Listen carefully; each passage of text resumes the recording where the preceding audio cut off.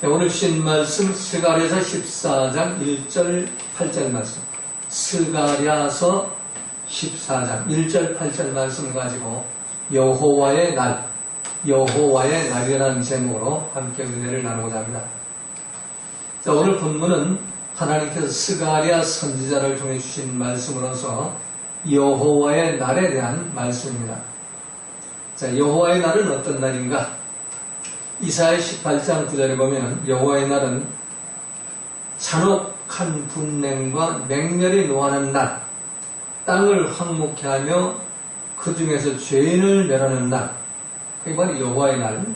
이사야 13장 9절에 여호와의 날은 하나님 여호와 하나님이 잔혹히 분냉과 맹렬히 노하시는 날이 여호와의 날이고, 또 땅을 황무케 하고 이 땅덩어리 지구촌을 황무케 하고, 또 그 중에 지구촌에 관한 죄인들을 좀 멸하는 날, 그다음에 여호와의 날이다. 요엘서 2장 31절에서는 그 여호와의 날을 여호와의 크고 두려운 날로 표현합니다. 여호와의 크고 두려운 날이 이르기 전에 해가 어두워지고 달이 핏빛같이 변하리니와. 이 여호와의 날은 이 땅만 멸하는 것이 아니라 하늘도, 태양계가 이렇게 심판을 받는 날, 해가 어두워지고 달이 핏빛같이 변하는 날, 해도 없어지고 달도 없어지는 날이다. 스가랴서 1장 14절에 보면은 여호와의 큰 날이 가깝도다, 가깝고도 힘이 빠르도다, 여호와의 날의 소리도다, 용사가 거기서 심히 애곡하는도다. 예루살렘의 용사가 전쟁에 패해서 심히 애곡하는 날이라고 표현하고 있습니다. 자, 요한계시록에서는 여호와의 날은 어떤 날인가? 바로 예수님이 다시 오시는 날. 예수님이 오시기 전에 아마겟돈 전쟁이 일어나고, 또 지진이 일어나고, 하나님의 진노의 대접들이 쏟아지면서 하늘이 종이축 말리듯 없어져 버리고, 또 해가 총단같이 검어지고, 달이 핏빛처럼 변해가지고 해도 달도 빛을 잃고 없어지는 날, 별도 없어지는 날, 이런 참혹한 날이 바로 여호와의 날이라고 말씀하고 있습니다. 이처럼 성경은 여호와의 날, 이 여호와의 날은 바로 예수님이 다시 오시는 날, 마지막 심판이 이루어지는 날, 그래서 세상에 참 모든 죄악들을 멸하고 죄인들을 멸하는 날, 또 예루살렘의 죄악을 끊어버리는 날. 그래서 여호와의 날은 야훼 아도나이 루하흐, 주 여호와 삼위일체 하나님이 자신을 친히 드러내시는 날을 바로 여호와의 날이라고 말씀합니다. 자, 지금 우리 앞에는 이 여호와의 날이 점점 더 가까이 다가오고 있습니다. 오늘 본문 1절에서 여호와의 날이 이르리라, 욤바 야훼. 욤은 날이라는 뜻이고, 바는 is coming, 현재 진행은 지금 점점 가까이 오고 있다, 오고 있는 중이다. 야훼는 성부 아버지 하나님. 그래, 여호와의 날이 가까이 다가오고 있다. 여호와의 날이 지금 접근하고 있다. 여호와의 날이 지금 점점 더 도착하고 있다. 그래서 The day of Yahweh is coming, 현재 진행형이라는 겁니다. 지금 여호와의 날이 가까이 오고 있다. 점점 더 접근하고 있다. 여호와의 날이 점점 더 가까이 도착하고 있다. 그런 의미인 것입니다. 자, 여호와의 날, 주님 다시 오시는 날이 점점 더 가까이 다가오고 있을 때 우리 믿는 사람들은 이 여호와의 날을 어떻게 준비하면서 기다려야 할 것인가? 여호와의 날이 임하시는 그 과정을 우리가 살펴봐야 돼요. 오늘 본문에 보면 첫 번째로 1절 3절에서 여호와의 날은 전쟁의 날로 임한다는 겁니다. 여호와의 날이 이르리라, 그 날에 내 재물이 약탈되어 너희 중에서 나누이리라. 내가 열국을 모아 예루살렘과 싸우게 하리니 성읍이 황납되며 가옥이 약탈되며 부녀가 욕을 보며 성읍 백성의 절반이나 사로잡혀 가려니와 남은 백성은 성읍에서 끊쳐지지 아니하리라. 자, 여호와의 날은 열국을, 하나님이 이스라엘 나라 주변의 열국을 모아가지고 이스라엘 예루살렘을 치는 전쟁을 일으킨다는 겁니다. 그래가지고 예루살렘 성읍이 함락되게 해가지고 가옥이 약탈되고 부녀가 욕을 보고 부녀자들이 여인들이 참 이 적군들에게 욕을 보게 되고 성읍 백성의 절반이나 포로로 사라져 가게 된다는 겁니다. 그리고 남은 백성은 그래도 하나님이 남겨주신다. 끊쳐지지 아니하려 남겨주신다. 남은 백성이 있다는 얘기예요. 포로로 사라져 가는데 그때 여호와께서 나가사 그 열국을 치시되 이왕 전쟁내를 싸움과 같이 하시리라. 자, 이걸 보면 하나님이 여호와의 날, 주님 다시 오시는 날에 이 전쟁을 일으켜가지고 이스라엘 예루살렘이 점령되게 함락되게 만든다. 성읍이 함락되게 만든다. 자, 이 여호와의 날은 평화의 날이 아니고 전쟁의 날이라고 말씀하죠. 우리 여호와의 날에 예수님이 꽃가마 타고 오셔가지고 신랑 되신 예수님이 꽃가마 타고 오셔가지고 신부 되신 우리 성도들을 영접하는 날로 착각하고 있죠. 근데 이 여호와의 날은 그런 꽃가마 타고 오는 날이 아니라 평화의 날이 아니라 전쟁의 날이라는 겁니다. 여호와께서 이스마엘의 후손들, 그 열국들, 이란, 이라크, 그 주변에 있는 그 모든 아랍 연맹들, 팔레스타인, 하마스, 이 사람들을 모아가지고 이삭의 후손들, 이스라엘 나라의 예루살렘을 치는 전쟁을 일으켜가지고 이삭의 후손들이 사는 예루살렘을 함락시키고 점령시키고 가옥이 약탈되고 부녀가 욕을 보고 예루살렘 성읍 백성 절반이 포로로 잡혀가게 만드는 날이 바로 여호와의 날이라는 겁니다. 자, 지금 국제 정세는 이스라엘 나라와 주변 열국들, 이 팔레스타인 그 연맹들, 하마스, 이란, 이라크 등 그 이스라엘 주변 나라들 그 다국적군들과 일촉즉발의 전쟁이 일어날 그런 위기를 지금 맞이하고 있죠. 지난 7월 31일 날 하마스의 1인자 하니에가 이란 대통령 취임식에 참석했다가 취임식을 마치고 그 거주지로 돌아갔는데 그 거주지를 AI 표적 공습으로 한 채 오차도 없이 하니에를 암살시키지요. 그러니까 하니에가 사는 그 방만 폭삭경 주저앉게 만들어가지고 하니에를 죽입니다. 그래서 아랍의 열국들, 이란, 이라크와 또 팔레스타인 연맹들이 모두 지금 뜻을 합해가지고 동맹을 하고 이스라엘 예루살렘은 쳐들어가자. 예루살렘은 이제 전멸시키자. 그리고 지금 전력을 모으고 있는 중이죠. 예수님도 누가복음 21장 20절에서 너희가 예루살렘이 군대들에게 외워싸이는 것을 보거든 그 멸망이 가까운 줄을 알라. 예수님이 성경 분명히 이렇게 말씀을 하고 있죠. 예언의 말씀을 기록해 놓았습니다. 그래서 여호와의 날은 평화의 날이 아니고 전쟁의 날로 임한다는 겁니다. 자, 여호와의 날, 정말 여호와의 크고 두려운 날, 주님이 다시 오시는 날은 이 땅에 평화를 주러 오시는 것이 아니라 전쟁을 일으키려고 오시는 겁니다. 무시무시한 대환란을 주려고 오는 날인 것입니다. 자, 지금 이스라엘과 이 아랍 연맹들이 아프가니스탄이나 뭐 이란, 이라크, 하마스 이 연맹들이 팔레스타인 연맹들이 이스라엘과 전쟁을 일으키면은 그들만의 전쟁이 아니고 세계 대전이 일어납니다.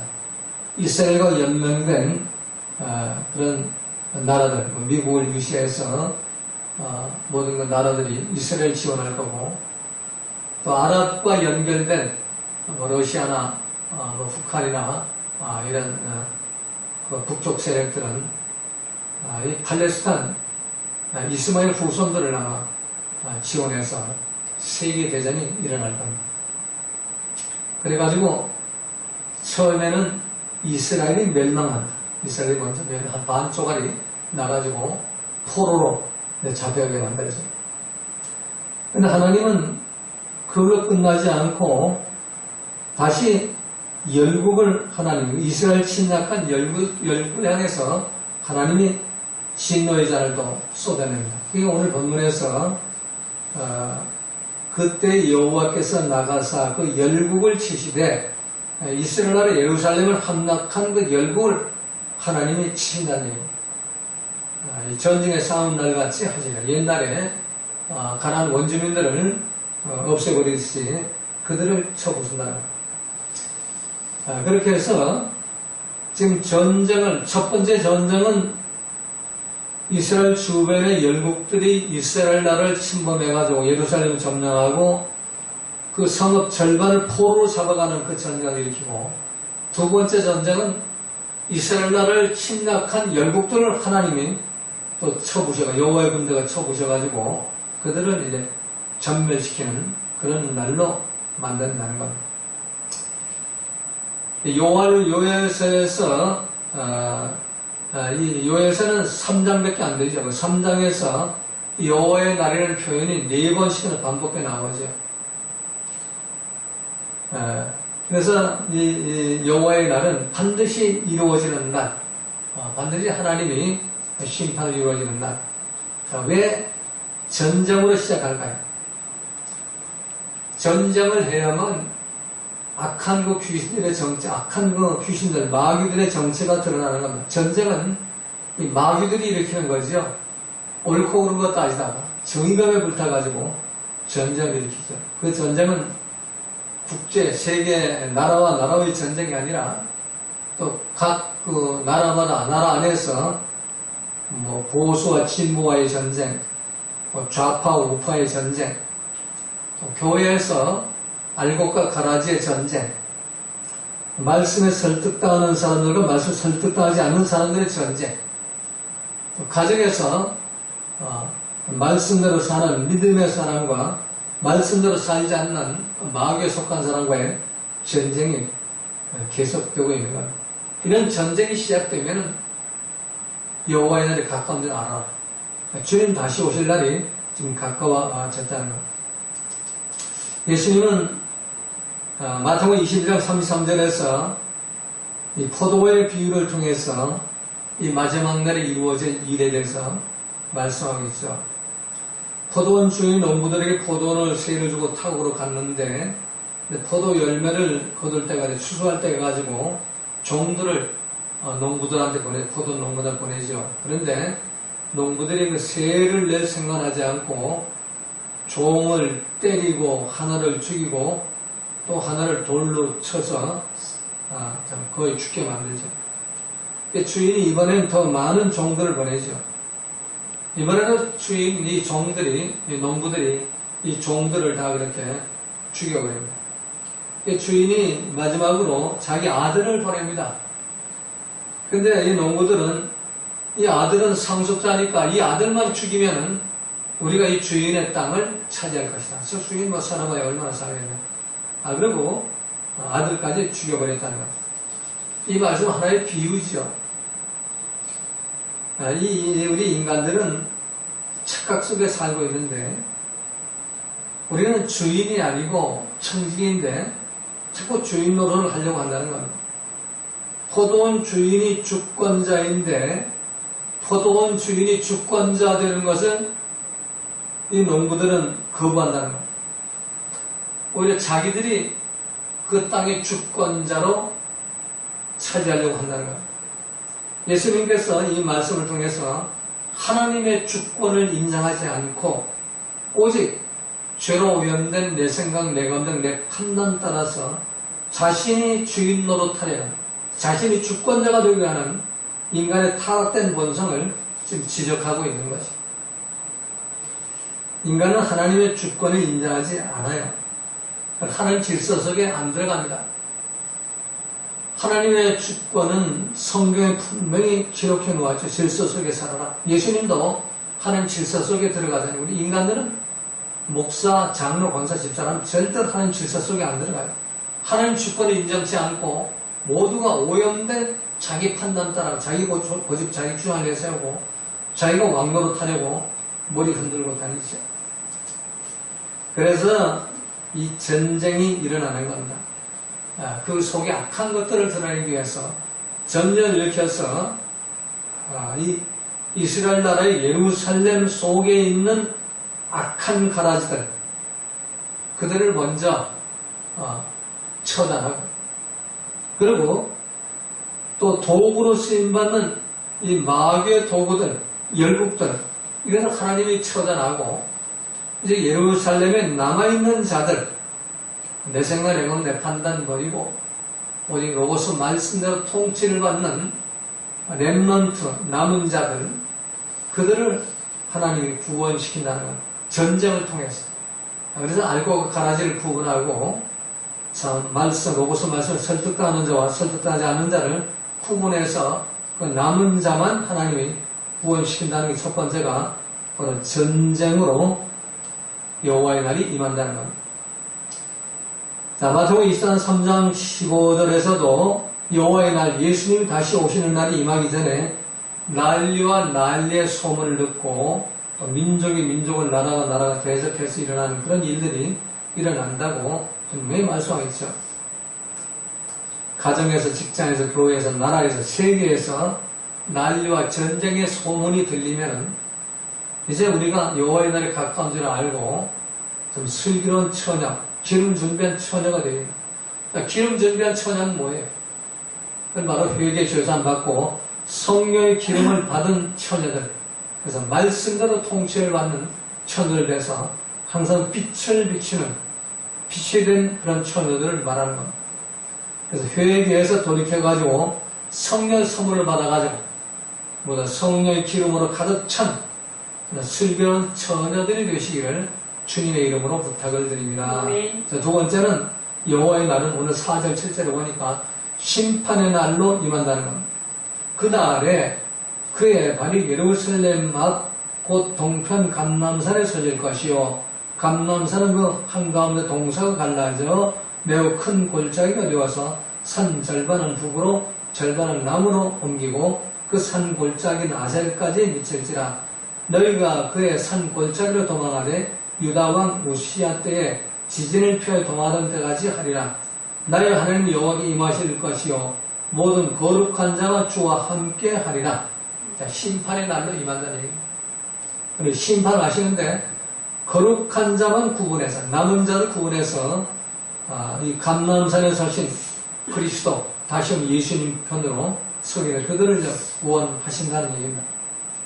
자, 여호와의 날은 심판의 날을 임하시는데 첫 번째가 사람을 심판하시죠. 예루살렘 성이 약탈되어오는 그런 심판, 그 심판을 통해서 이스라엘 나라, 아브라함의 후손이라고 하는 그런 이스라엘 나라, 구원받기 예정된 백성들을 타작을 해가지고 거기서 거룩한 자를 남겨준다는 얘기예요. 거룩한 자는 뭐예요? 성령 받은 자들, 야훼 아도나이 루아후에 하나님의 성령이 함께 해가지고 로고스 말씀의 열매를 맺는 자들, 그런 자들을 구분해서 남겨놓으신다는 얘기예요. 그러니까 이스라엘도 심판하고 열국도 심판해가지고 거룩한 자만 남겨놓는다. 사람을 심판하죠. 땅을 심판하죠. 자, 그 감람산에 서실 때 그리스도가 다시 오시는 주님이 감람산에 서실 때에 동서로 갈라져가지고 큰 골짜기 돼가지고 이 산과 저 산이 서로 왕래할 수 없도록 그런 큰 골짜기 계곡을 만들어서 이 거룩한 자, 택한 백성들, 남은 백성들을 원수들로부터 보호하고 구원을 시켜준다는 얘기입니다. 또 우리 하늘을 심판하죠. 그날은 빛이 없겠고 광명한 자들을 내는 것들이 떠날 것이고 또 여호와의 아시는 한 날이 있으니 낮도 아니요 밤도 아니라 어두워 갈 때에 빛이 있으리로다. 여호와의 날, 그날, 예수님이 재림하시는 날, 그날은 빛이 없게 되는 것이다. 왜? 해와 달과 별이 다 어두워져 빛이 없게 된다. 왜?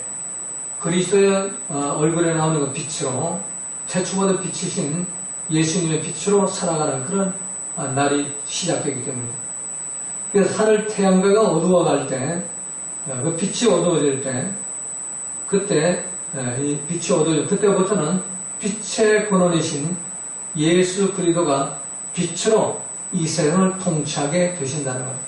그래서 우리가 이 빛이신 예수님 앞으로 우리 나아가서 어둠을 버리고 회개해서 빛된 삶, 향기가 편리된 삶을 살아야만 여호와의 날을 또 주님 오시는 날을 준비할 수 있는 그런 거룩한 신부들이 될 수가 있는 겁니다. 자, 마지막 세 번째 8절을 보니까 이 여호와의 날은 구원의 날로 임한다는 겁니다.